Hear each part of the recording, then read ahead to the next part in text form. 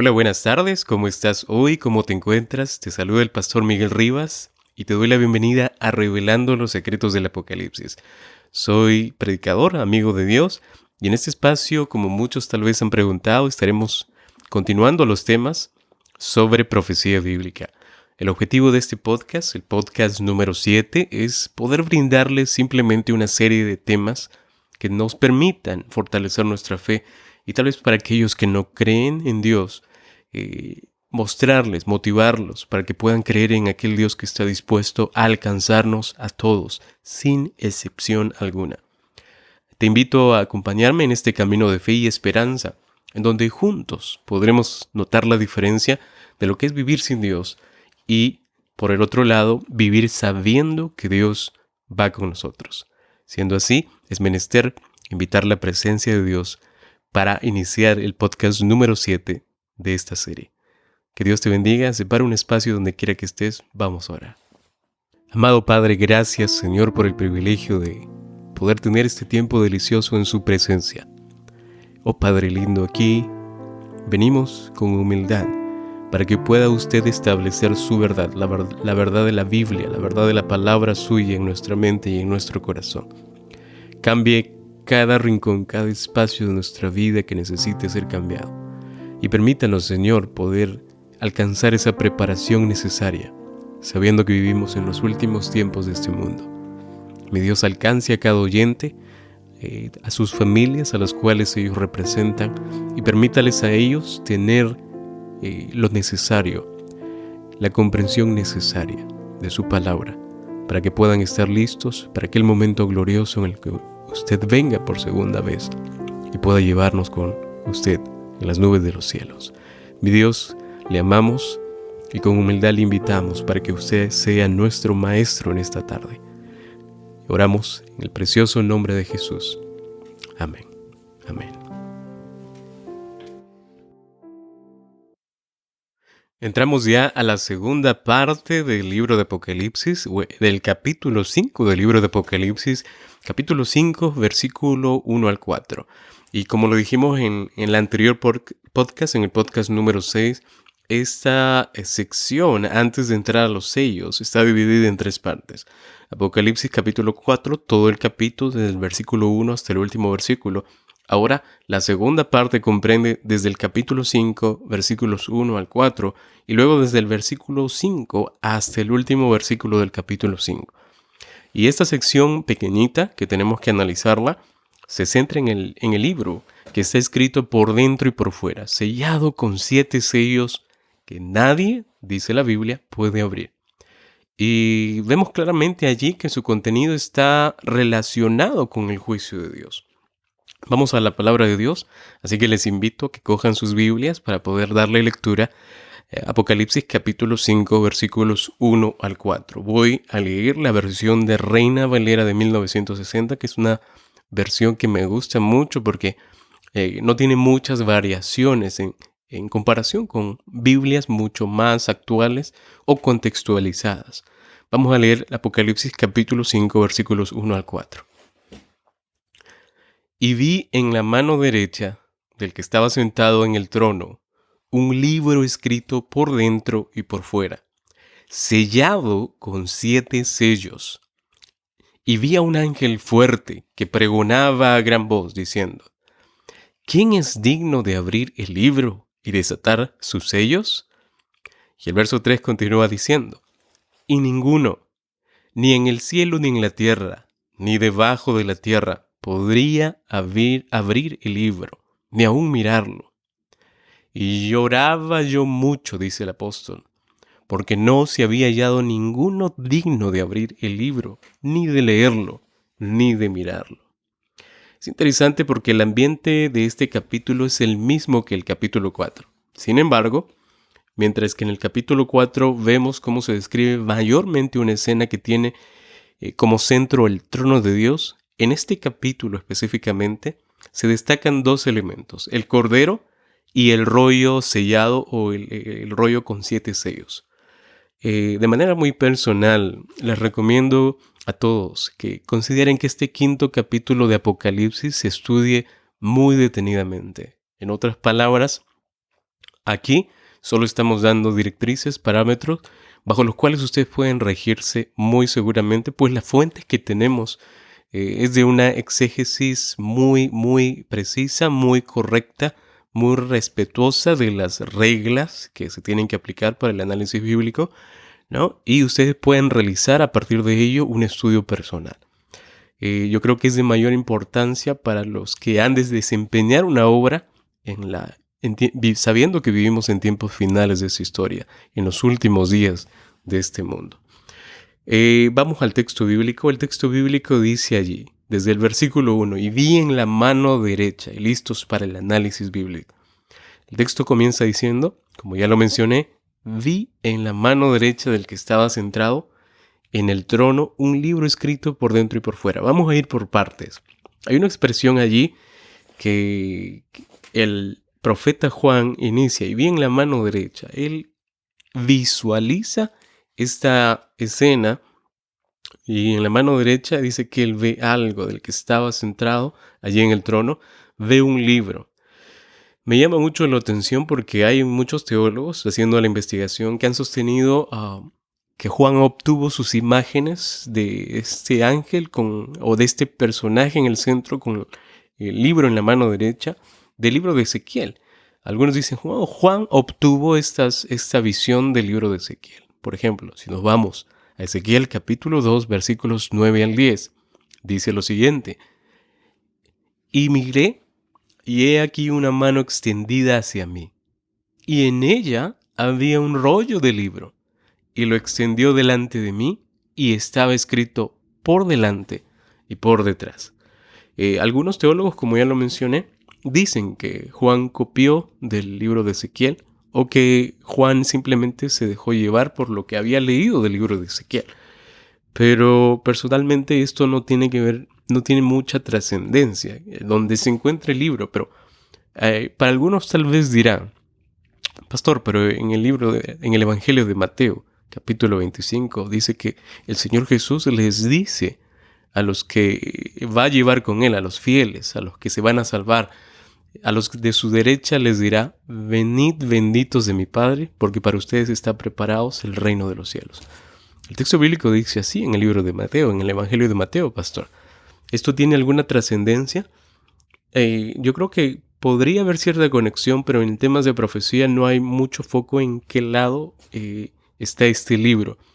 El foco es el contenido del libro y quién puede abrir el libro. Así que vamos a dejar hipótesis supuestas o vínculos que tal vez no están asociados con esta sección del libro, para luego tal vez los vamos a mencionar y tal vez vamos a encontrar alguna referencia extra. Vamos a avanzar. Dice que tenía en la mano derecha, sostenía ¿qué cosa? Un libro. Vamos a leer el texto nuevamente. Y vi en la mano derecha del que estaba sentado en el trono un libro escrito por dentro y por fuera. Ahorita analizamos esa expresión. Yo me pregunto inmediatamente, ¿qué tipo de libro es el que ese personaje allí, que está en la visión de Juan, está sosteniendo? Cuando nos vamos al idioma hebreo, a la Biblia griega, ¿no? A la Biblia griega que tiene el lenguaje original bíblico, la palabra que encontramos allí es biblión en griego, biblión, así como lo escuchas, no Biblia, biblión, ¿no? Y la definición o el significado de esta palabra quiere decir rollo o libro. Por eso la traducción es muy correcta en la Reina Valera allí, ¿no? Y en los tiempos del Nuevo Testamento el tipo más común de libro eran los rollos de papiros, ¿no? Sin duda podemos darnos cuenta rápidamente que es un libro como el que nosotros tenemos, el que ve Juan aquí. Puede ser un papiro también, ¿no? Algo para mencionar, había en los tiempos de Juan códices, papiros con códices o libros con hojas unidas por costuras, tanto por un lado como por el otro, ¿no? Y la particularidad de estos códices o libros es que no comenzaron a usarse sino hasta el siglo II después de Cristo. Y esto nos da cierta referencia de qué tipo de papiro, qué tipo de elemento es el que el ser celestial que está sentado en el trono y que tiene en la mano derecha este libro está poseyendo, ¿no? Biblión, es un rollo. Hasta ahorita el análisis nos indica que es un rollo, ¿no? Es un libro. Y la expresión por dentro y por fuera, pastor, ¿cómo es eso de por dentro y por fuera? Algunos comentadores han sugerido que este pasaje debiera llevar la coma después de la palabra dentro. Me llama mucho la atención porque cuando leía a algunos comentaristas y hacía la exégesis respectiva, ellos se centran mucho en las comas y en la separación de los puntos entre oraciones y frases. Yo creo que cada uno de los que estudiamos la Biblia deberíamos leer la Biblia a conciencia y deberíamos de entender algunas reglas o ciertas reglas gramaticales al momento de hacer algún tipo de análisis a cualquier escrito. Porque una frase, una idea, una expresión puede cambiar con tan solo una separación de una coma o un punto o algún otro signo de puntuación. Así que tendríamos que prestar mucha atención a eso. En primer lugar, tengo que ir al texto griego porque esta expresión por dentro y por fuera no se puede analizar a simple vista leyéndolo en nuestro idioma, el español actual contextualizado. Tenemos que ir a la lengua original bíblica para entender la mentalidad del escritor. Recuerden que Juan estaba escribiendo en griego. Juan escribió este libro en griego, ¿no?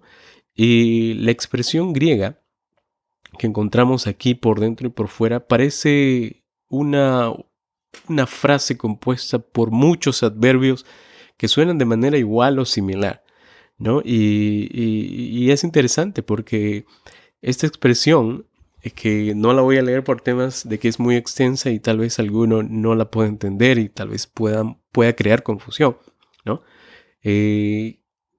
Puede traer mucho significado. Así que tenemos que considerar lo siguiente.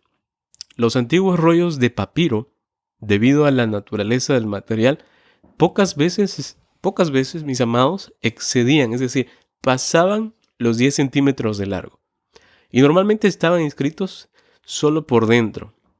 Imagínate un rollo de papiro de 10 metros de largo, ¿no? Y estaban escritos por dentro. Pero, debido a su tamaño limitado, a veces se usaba el reverso del papiro si es que el asunto que se escribía era más largo que el espacio interior disponible. Cuando leemos el texto bíblico nos damos cuenta que pareciera que corresponde a un caso como este. Esto nos llevaría a sugerir que apenas había lugar para contener lo registrado en este libro. Cuando el apóstol Juan o el profeta dice por dentro y por fuera, aparentemente, según el análisis que realizamos, este papiro tuviera ambos lados escritos, ¿no? Y es por el tipo, el grado, la importancia del contenido. Noten ese detalle. Vamos a avanzar. Pastor, luego dice allí, el texto bíblico dice allí, si usted se da cuenta, por dentro y por fuera. Y luego viene una parte muy interesante. Sellado con 7 sellos que nadie puede abrir. Vamos por partes y vamos a analizar la sección de 7 sellos. Puesto que nuevamente vemos el número 7. El número 7, como ya lo mencionamos, es un símbolo de perfección, de algo pleno, de algo completo, de algo total. El capítulo 1, versículo 11, nos indica un poquito cómo Jesucristo mandó el mensaje a las 7 iglesias. No mandó un mensaje a 8, a 10, a 20 iglesias, a 7 iglesias. Un mensaje completo. Y como ya lo vimos en temas anteriores, las 7 iglesias representan todo el periodo de la iglesia cristiana. Siendo así, el número 7 nos indicaría o implicaría que el libro está perfectamente sellado. Recuerda, número 7, plenitud, algo completo, algo total. Entonces, el libro estaba perfectamente sellado. En verdad, yo creo que, y no solamente es una percepción personal, sino que nadie, solo o si no el Cordero, podía abrirlo. Según el texto bíblico, los versículos 3 y 5 que vamos a leer luego. Ahora, yo me pongo a pensar y el número 7, esos 7 sellos que estaban allí en ese rollo, haciendo la investigación, estaba en armonía con la práctica corriente de aquel entonces, porque la práctica era sellar los documentos en el mundo antiguo, era sellar los documentos a fin de proteger el contenido de documentos legales, ¿no? Era un sello, no es como el sello que ahora nosotros vemos en algunos documentos que son necesarios para que el documento sea legal, sino que era una protección en la antigüedad. Estos sellos no son actuales de nuestros tiempos, estos sellos vienen desde mucho atrás, Y para modo de explicación, para que todos tengamos una noción más clara, se hacía una impresión de un sello con un anillo o sello al final del contenido escrito. El sellado actuaba así en lugar de una firma, y esto, mis amados, simplemente indicaba la autenticidad o también el valor o también la autoridad o incluso la ratificación o la protección de un documento. El sello tenía que estar intacto. Aquel sello intacto indicaba simplemente que el documento sellado no había sido abierto y que solo el propietario, escuchen bien, solo el propietario podía romper el sello y revelar el contenido. De igual forma, también podríamos pensar que este libro sellado sin duda incluye más que un registro de los acontecimientos ocurridos durante el periodo de la Iglesia cristiana, como lo mencionamos hace un momento con las 7 iglesias. Pero claramente vemos que las profecías del Apocalipsis apuntan específicamente a estos sellos. Pastor, vamos avanzando porque aquí dice el texto bíblico sellado con 7 sellos que nadie puede abrir. Ese nadie puede abrir me llama mucho la atención. Me llama mucho la atención. Luego lo vamos a revisar más abajito. Versículo 2. Y vi un ángel fuerte que pregonaba a gran voz. Y miren, aquí no hay el pregón no es a modo de afirmación. El pregón es a modo de pregunta. Y dice lo siguiente. ¿Quién es digno de abrir el libro y desatar sus sellos? Una cosa es afirmar y otra cosa es preguntar. ¿Quién es digno de abrir los... Vamos a leerlo nuevamente, se me fue la idea. ¿Quién es digno de abrir el libro y desatar sus sellos? Cuando vamos al análisis bíblico de la expresión ¿quién es digno? Yo creo que la dignidad es un atributo, es un valor que no todos tienen. Aquí me imagino al profeta Juan intentando abrir el libro, pero yo no quiero que vayas por la idea de que él no podía abrir el libro porque simplemente no era fuerte, tal vez era anciano, y tal vez algunos de ustedes tengan razón. Él era muy anciano, había sido desterrado a la iglesia, a la isla de Patmos, desde donde escribió este libro, el libro de Apocalipsis, ¿no? Y aunque tal vez las condiciones precarias en las que él vivía no le proporcionaban todo lo necesario para que él pudiera tener la fuerza, la vitalidad de escribir un libro, Dios lo inspiró. El Espíritu Santo lo sostuvo, ¿no? Y no quiero que alguno de ustedes tal vez se vaya por la idea, no, pero tal vez por la debilidad de hambre, por la debilidad espiritual, por la debilidad moral o de ánimo que él tenía, él no podía abrir el libro. Lee bien el texto. La pregunta es, ¿quién es digno? El poder abrir el libro no era un asunto de fuerza, era un asunto de dignidad o posición, ¿no? Un asunto de victoria o valor moral. Pastor, la palabra digno, ¿qué implica? La dignidad es un derecho que una persona ha ganado y debe ser respetado y valorado con todas las características y condiciones particulares que vayan con ella. Alguien que es digno, mis amados, es merecedor de respeto y consideración. Además, aquel que es digno se comporta con responsabilidad, seriedad y con respeto hacia sí mismo y hacia los demás. El concepto del que estamos hablando aquí en relación al que está sentado en el trono, dice que el que está sentado en el trono es el único que posee aquella dignidad. Y esto, queridos, solo es una confirmación de que fue, es y será el Señor Jesucristo, aquel que venció en la cruz y que nos aseguró el pase al cielo siempre y cuando aceptemos su victoria sobre el pecado y reconozcamos que sin Él nada podemos conseguir. La dignidad, y vamos avanzando un poquito más, está completamente disociada de la deshonra. No dije asociada, está disociada, es decir, separada. Son como antónimos. No puede haber dignidad con deshonra. La Escritura nos entrega muchas referencias sobre la idoneidad del Maestro para ser considerado como el único que puede abrir los sellos, aquel quien es digno. Si nos vamos, por ejemplo, a Hebreos capítulo 12, versículo 2, Hebreos 12, 2 dice, puestos los ojos en Jesús, el autor y consumador de la fe, el cual por el gozo puesto delante de él, sufrió la cruz, menospreciando el oprobio, y se sentó a la diestra del trono de Dios. Qué precioso texto. Isaías 53:5, uno de los textos que realmente calan mi corazón, dice lo siguiente: mas él, hablando del Señor Jesucristo, el Maestro, fue herido por nuestras rebeliones, molido por nuestros pecados. El castigo de nuestra paz fue sobre él, y por su llaga fuimos nosotros curados. Qué tremendo versículo. Efesios capítulo 5, una de las cartas del apóstol Pablo a la iglesia de Éfeso, dice lo siguiente: y andar en amor, como también Cristo nos amó y se entregó a sí mismo por nosotros. Ese personaje que está sentado ahí, que es el único digno, ¿no? Es el único Señor Jesucristo. Y luego dice el texto: ofrenda y sacrificio a Dios en olor fragante. Primera Timoteo capítulo 2, versículo 5. Primera Timoteo 2, 5. Porque hay un solo Dios y un solo mediador entre Dios y los hombres. Dígalo, pastor: a Jesucristo, hombre. Qué precioso. Y voy a cerrar esta sección del análisis con Hechos capítulo 4, versículo 12. Hechos 4, 12.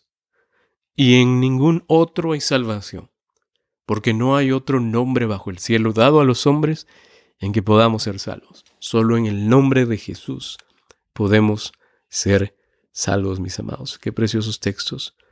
Cuando el texto bíblico dice que ve a un ángel fuerte que pregona a gran voz, preguntando: ¿quién es digno de abrir el libro y desatar sus sellos? El único digno, mis amados, es el Señor Jesucristo, aquel que murió en la cruz por ti y por mí, aquel que está dispuesto a darnos salvación, aquel que está tocando la puerta de tu corazón solamente para que tú cambies esa manera de pensar y le puedas entregar el corazón y puedas obtener la oportunidad de salvación.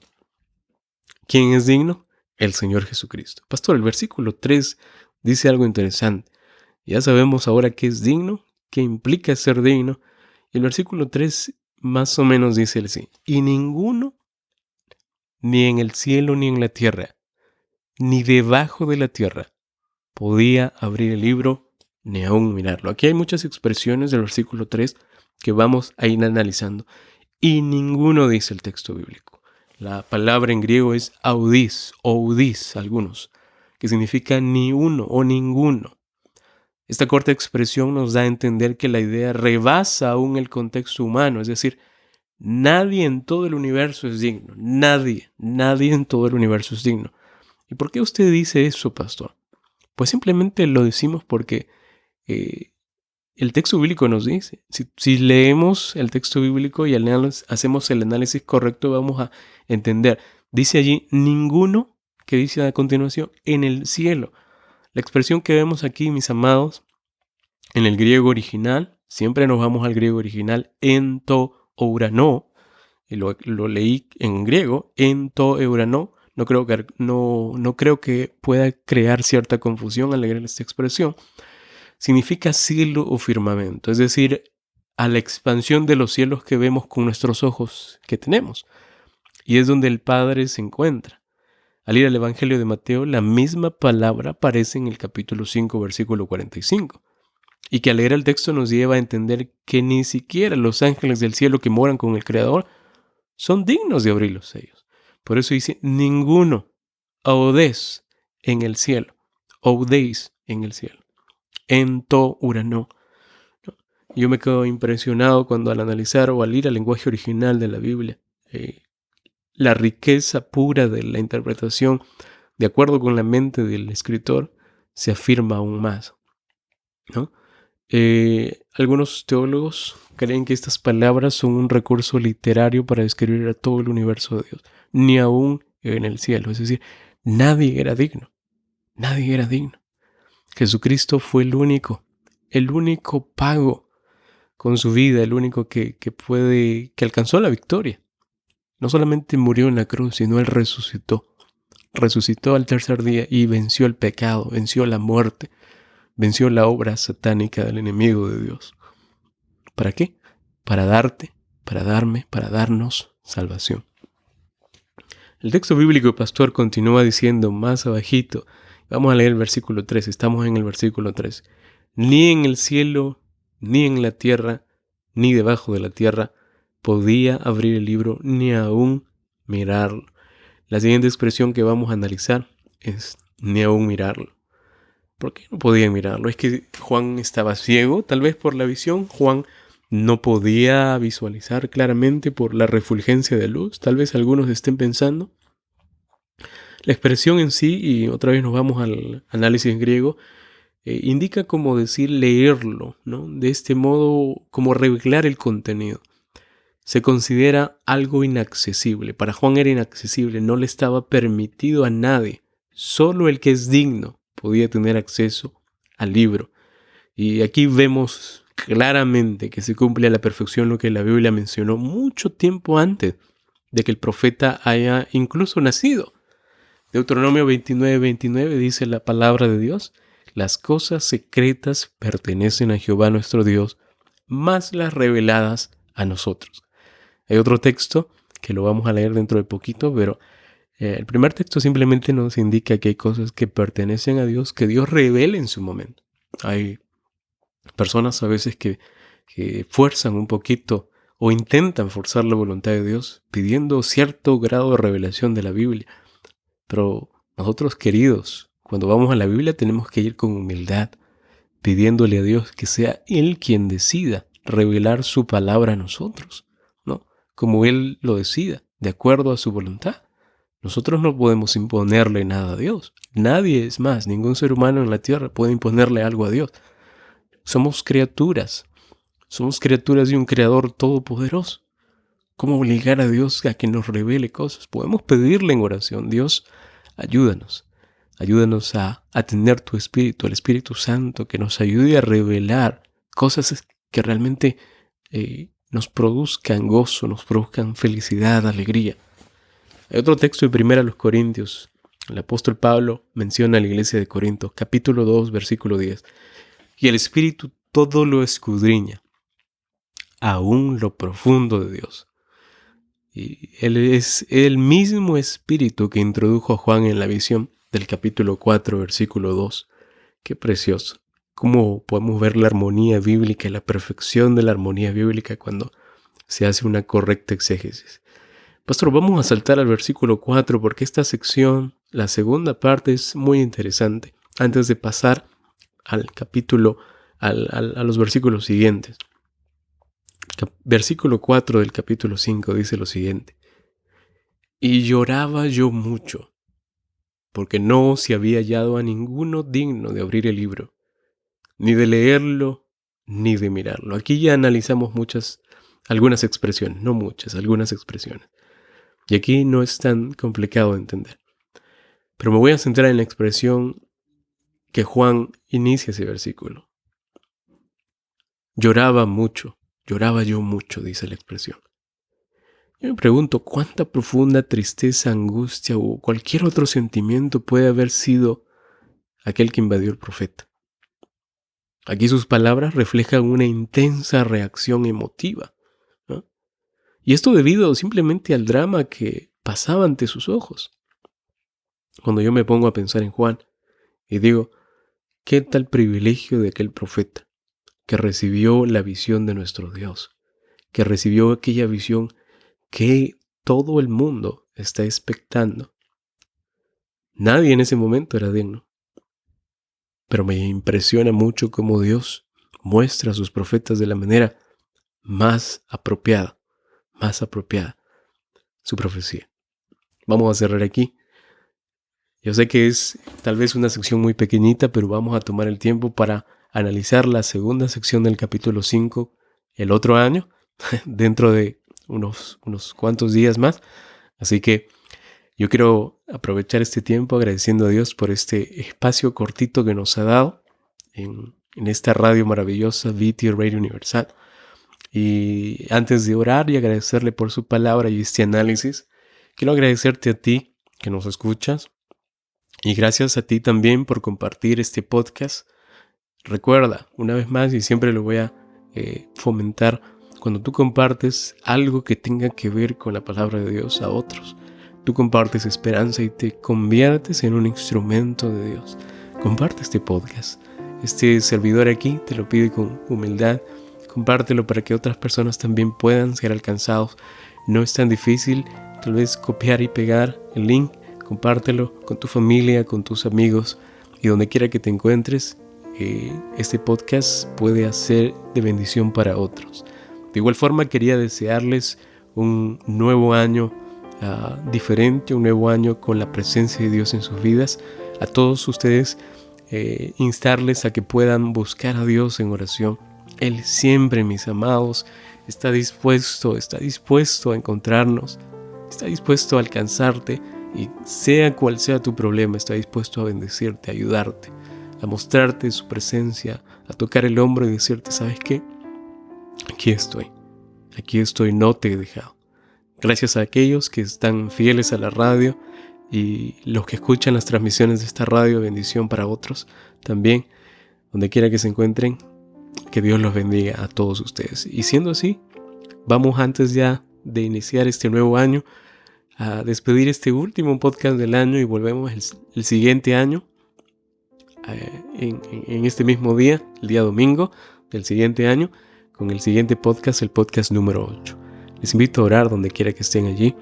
Vamos a inclinar el rostro, a pedir la dirección de Dios, que sea Él quien nos, así como aperturó este estudio, sea quien cierre este estudio. Vamos a orar. Padre maravilloso, gracias Señor por cada bendición recibida. Gracias por este tiempo precioso en tu presencia estudiando tu palabra. Gracias porque eres un Dios maravilloso, porque siempre estás al pendiente de nuestras necesidades. Gracias porque estás dispuesto a ayudarnos, a auxiliarnos en los momentos más difíciles de nuestra vida. Mi Dios, el 2021 se fue y aunque surgieron muchas cosas, Padre, te pedimos que este nuevo año sea un año diferente. Te pedimos que sea el año en el que te vamos a entregar nuestra vida y nuestro corazón. El año en el que vamos a firmar ese compromiso contigo diciendo, Padre, aquí estoy, te entrego mi vida. Haz de mi vida conforme a tu voluntad. Alcanza a cada oyente, Padre, que te escucha de corazón, donde quiera que se encuentre. Y sea cual sea el problema o la dificultad que estén atravesando, sé tú quien te muestre, Padre, en la vida de ellos. Gracias, Señor, por tanto. Gracias, Padre. Bendice a todos y bendice a la radio. Te lo pedimos en el nombre de Jesús. Amén.